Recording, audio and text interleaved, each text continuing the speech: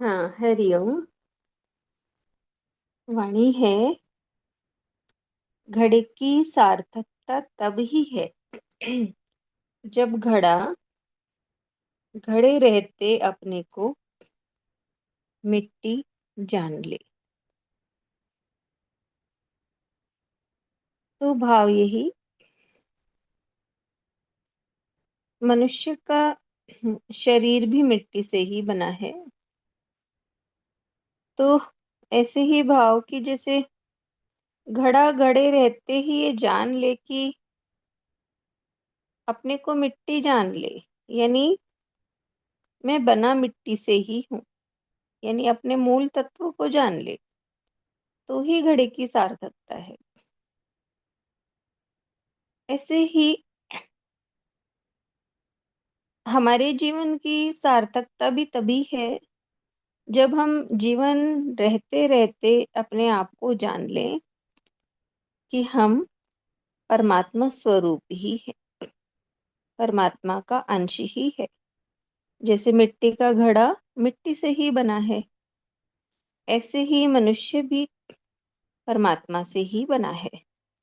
तो अपने उस स्वरूप को मनुष्य जान ले, तभी उसके जीवन की सार्थकता है, उसमें ही जीवन की सार्थकता है। अन्यथा तो हम जिससे हम बने हैं, जो हमारा मूल है, उसको जाने बगैर ही हम हमारा जीवन खत्म हो जाता है। इसलिए इसमें ऐसा भाव मिला। और दूसरी, महंगे नहीं कीमती बने।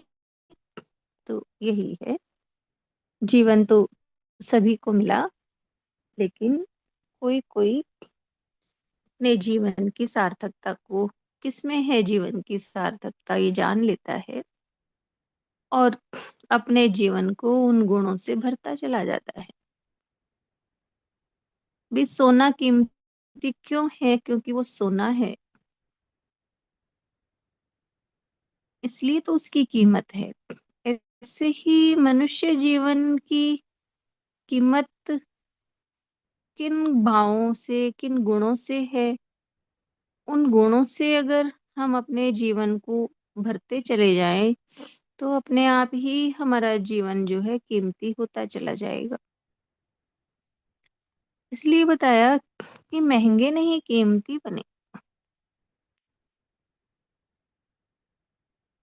तो ऐसा नहीं कि लोग है हमारा साथ पाने के लिए